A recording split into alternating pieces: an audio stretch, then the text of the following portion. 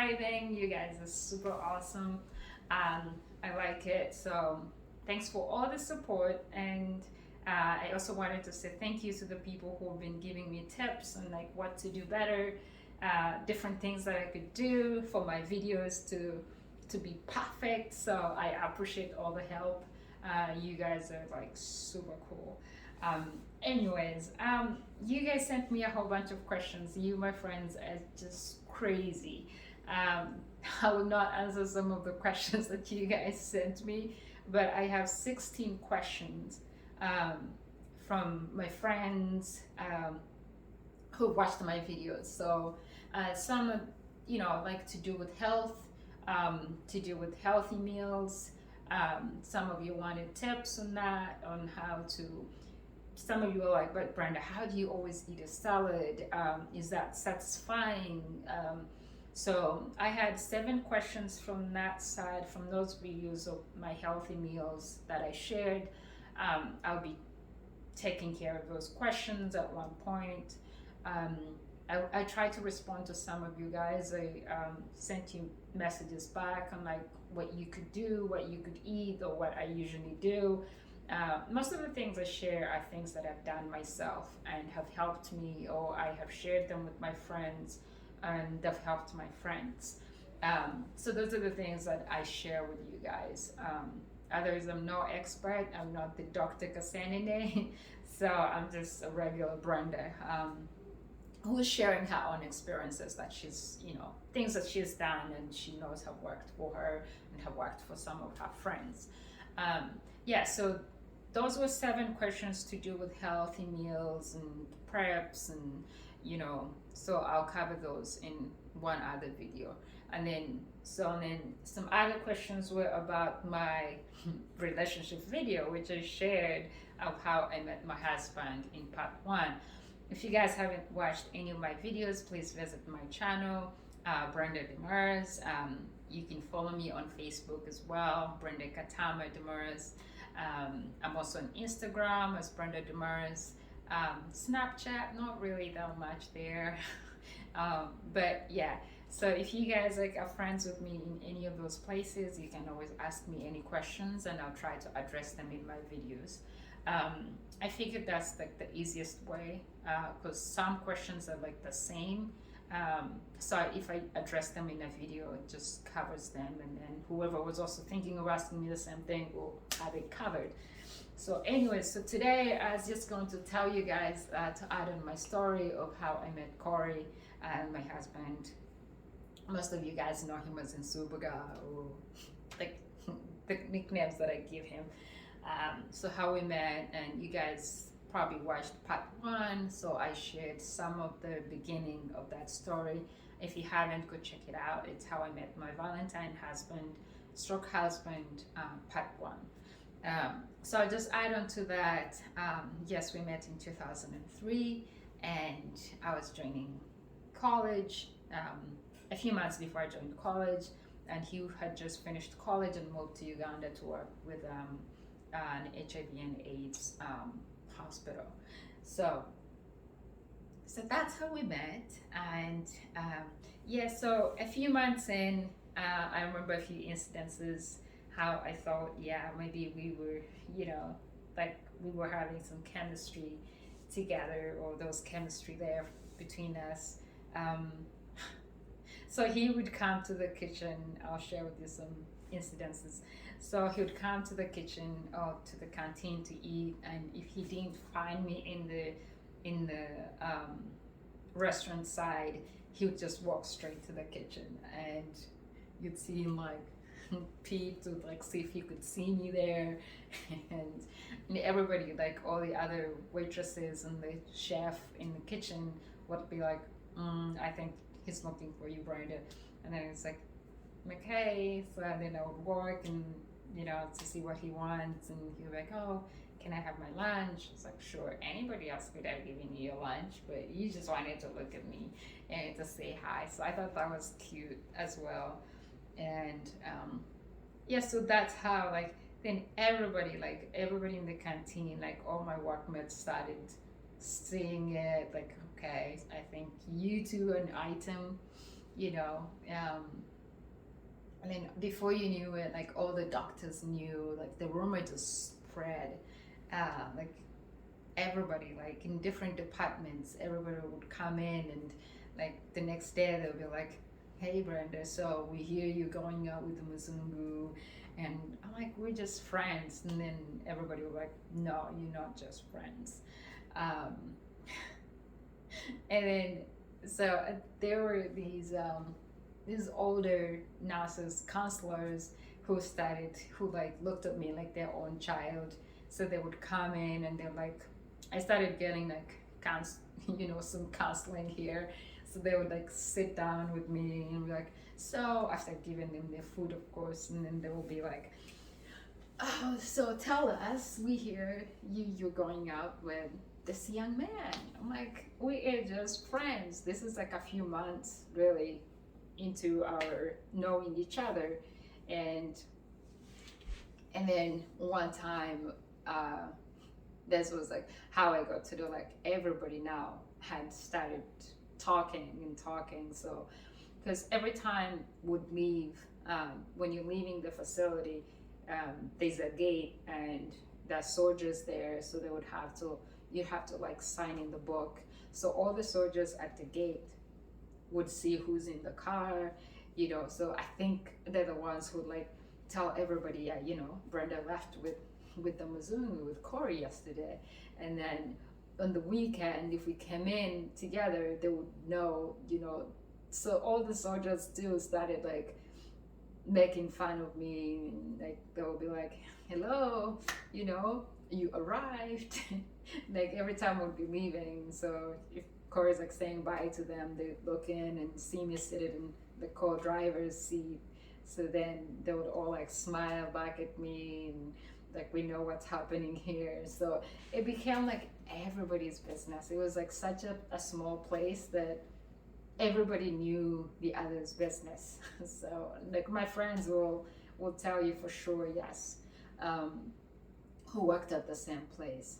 So that's how, a few months before I joined campus, college, um, now that's when I started knowing that, okay, yeah, I think I have feelings for this guy, and he also has feelings for me, because we would just want to spend time together the whole time. Would anytime would get a chance, would go for movies. Um, we did not do any sleepovers yet because I was still living with my uncle then, and he would not entertain that stuff. So we'd just like, go for movies, and like 9 o'clock would be back home, because he had his own curfew times for all of us. If it's past 10, you're not getting into his house. So that's how we met, um, and the rest has been history. So I got to meet. I think when did I? Some of you are like, when did you actually tell your parents? I didn't tell my mom until like second year at campus, because in my first year, um, I think it was Christmas time. Corey wanted me to come visit his parents or have Christmas with him. So then I was like, oh my gosh, how do I tell my mom? Because she will not allow me. So I think at that point, maybe my brother had mentioned something to her. I don't know. He had told me he would never say it until I told her myself. So that was really funny. Um, and then some other funny moment was, we went to the village to visit my mom, and this time I hadn't even told her that we were dating. I just said, Mom, I'm bringing my friend. We'll be spending a weekend at home, and she's like, okay, great, that's awesome. So we went, and so we got home, and I was, usually I love cooking, so I was like, I went straight to like making dinner. Went to the kitchen, like in Uganda, in the village, the kitchen is most kitchens are not attached to the main house, so it's like another smaller house, which is the kitchen, another building.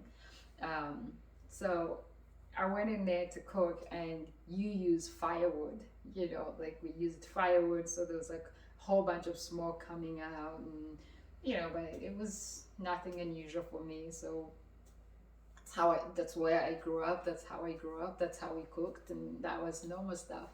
So he walked into the kitchen with me, and my mom was like, "Oh my gosh!" like this white guy, like this white boy, what is he doing?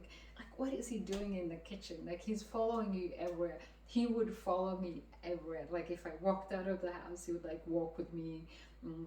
I'm like, so my mom would like be throwing jabs at him. Like, he wouldn't understand, but she would say them to me. Like, all right, what's next? He's gonna follow you in the bathroom now, in the toilet, in the latrine outside. Like, it was so funny. Like, if I sat anywhere in the house, he'd just sit right next to me. And so my mom enjoyed him, like making fun of him. And he like she would give him milk. I remember the first time she gave him milk in like one of his milk pots. So first you put in milk, and that's how you're supposed, like, your guests are supposed to drink cow milk from these things. And he was like, "Oh, mom, I don't really like milk like that." And then she's like, "No, no, no, no, you have to drink it. You cannot say you cannot drink my milk." So he sat there, and poor guy, it was like, I think it was like halfway. So he drank and drank and drank, and he couldn't finish it. So then he's like, "Brenda, can you finish the rest?" I was like, "Well, I don't even like milk myself." But just to like show him that, okay, it's fine. So I had to drink it. And then my mom was like, wait a second. Did you just drink from the same pot that, from the same milk pot that he drank from? And so I think that time my mom started suspecting something, because he she told me to make him a bed in the guest room. And and so I kept like going there like at night to like hang out with him in his room, just like to chat. And my mom would like come push the door and it's like, "What are you still doing in his room?" I'm like, oh gosh. So I just like leave his room, go to my own room, and wake up in the morning, and like you can't hug me, okay? You cannot, like, my mom cannot see you like hugging me or anything. But then he would forget, like would be outside, and he would just come like tap my butt, and my mom was like, "What did he just do?" So it was I think at that point before we left, she knew something was going on between me and him. And so she kept like calling me and like making fun of me, like, "Hey, so how is your friend?" And I'm like, "Mom, he's okay. Are you guys still friends?" And it's like, "Yeah, we're still friends." So those are like some of the funny moments.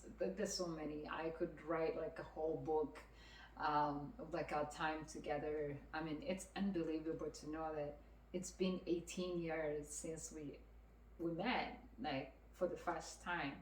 I feel like it's really half my life so far. And it's crazy. It's crazy. I've known him as much as, I met him when I was 18. I'm now 36. So it's like half my time on this earth I've known him, you know. So, but it's been great. And then I came to visit. Oh, that's another story. My first time when I came to, when Corey, decided I should come visit his parents as well, because we had talked to his parents a few times. His mom wanted to know how I am, who I was, so she would like call and would talk sometimes on the weekend. And she's like, "I hope you're fine," like just a few words. Um, so so we applied for a visa and um, to come to the US. But that's another story. You guys, I'll have to share with you how I applied for a visa. Um, and I was denied 2 times. Like, I don't know what the heck happened, but they, first time, no, I was not accepted. They just put a stamp in your passport, application accepted. was like, really? Okay, second time. Like, so my husband was like, well, we have to try again. So we tried second time.